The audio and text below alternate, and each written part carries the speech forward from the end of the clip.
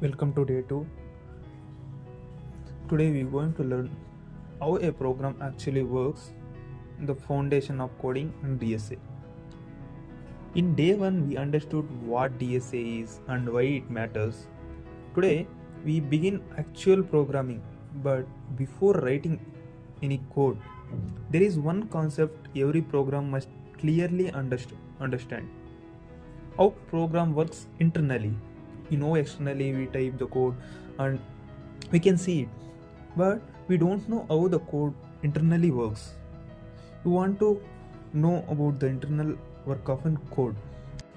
Every programmer follows one rule.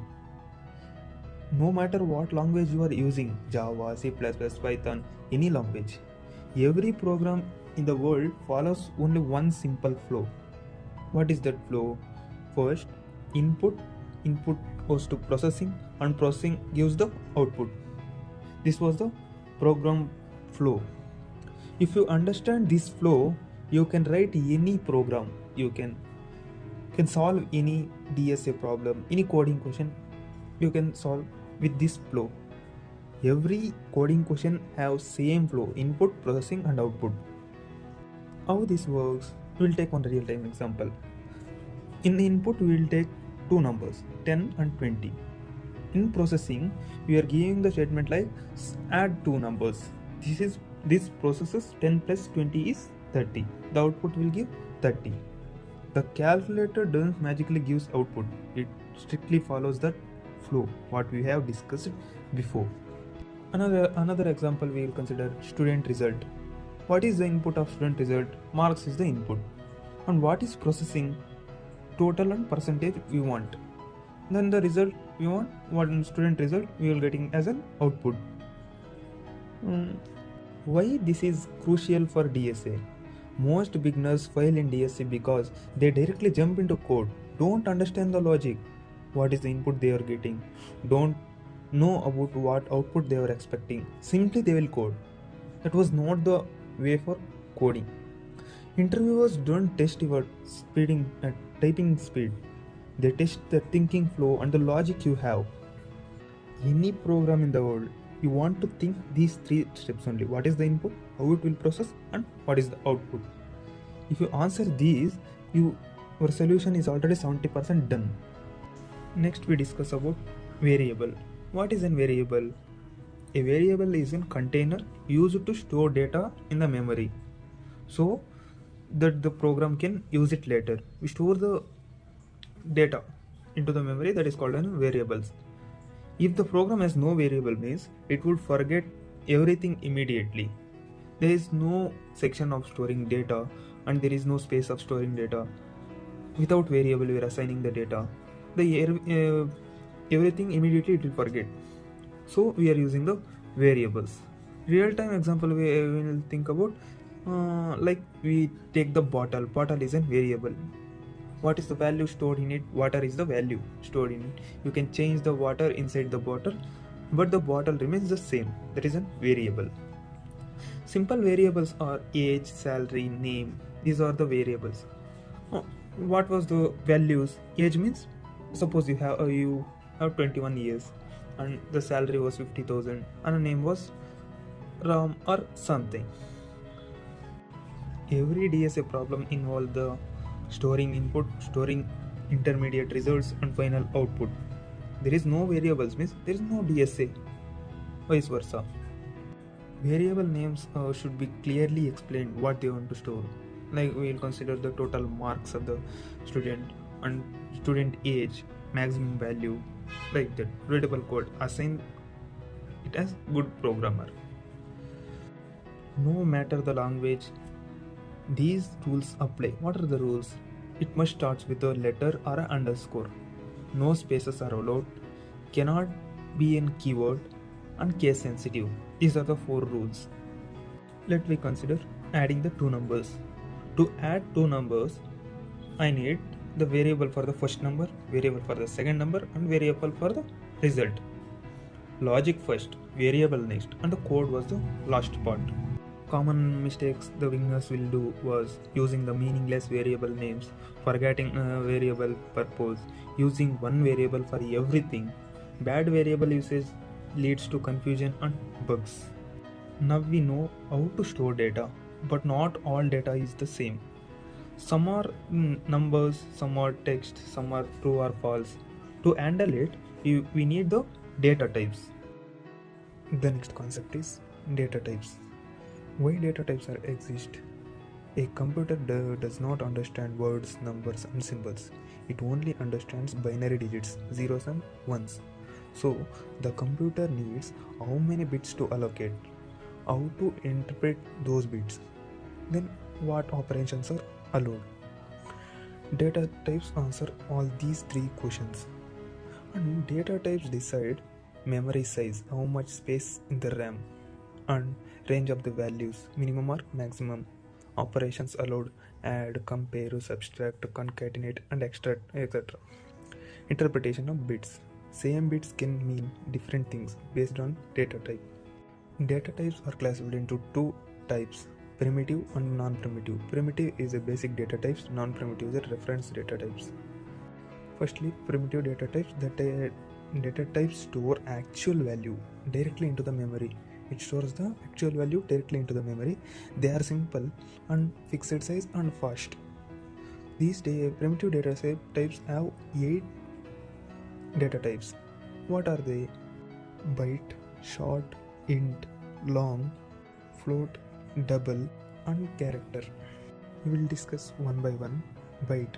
Byte means 1 byte, 8 bits. It ranges to -128 to 127. Like a small storage box that can hold only small numbers. It is called as byte. We will use the keyword as byte. For age we are using means byte. It will use small amount of memory. So we are using the byte. And next is short. Short means it uses 2 bytes of size data. 2 bytes data only it allows. The range from -32,768 to 32,767. The keyword used is short. And next one is int. The int allows 4 bytes of data. Default integer type in it was a default integer type in Java. Int is the keyword we are used. And mostly preferred int in Java because it was balanced memory and speed. CPU is optimized.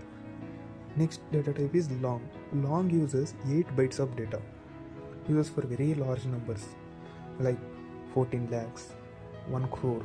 Like this type of data we will use the long. Long is the keyword. Next one is float. Float has 4 bytes of data and decimal numbers 3.5, 36.5. Here we will use the float as the keyword. And next one is double. Double has 8 bytes of data and we will use the double as the keyword, more precision than float. And then character. Character have 2 bytes of data stored single Unicode character. It stores only the character, stores Unicode characters. Character char is the keyword. Next one is boolean is the exceptional JVM independent 1-bit logically. True or false. This is the boolean. You will use the boolean as a keyword. Next we will discuss the non-primitive data types. The non-primitive data types store the reference values, memory address, not actual values. It was to the memory addresses which will be referred by other. These are called reference types and objects. The concept of memory as like this: variable, reference and actual object. The first one in the non-primitive was string. String is a collection of characters immutable in Java. Here for the string we will use the string as a keyword. Why it is not a primitive? Because the dynamic size methods available, it stores as objects. It won't store as a variable, it will store as an object. And next one is array. What is an array? Array stores the multiple values of the same type.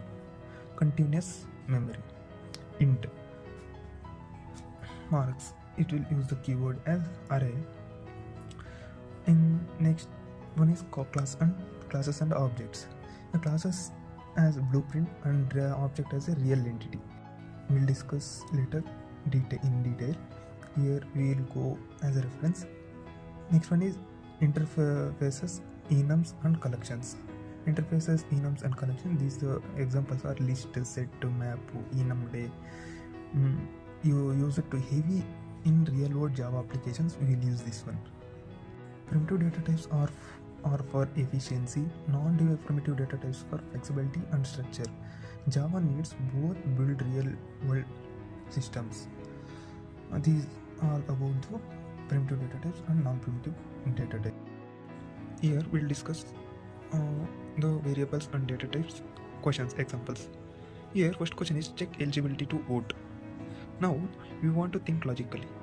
Check eligibility to vote means what is the logic we want to consider? The logic we want to consider is if the age of a person is greater than to 18, then he is eligible to vote, or he was not eligible.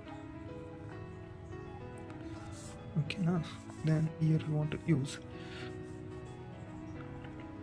int. First we want to take age as an input.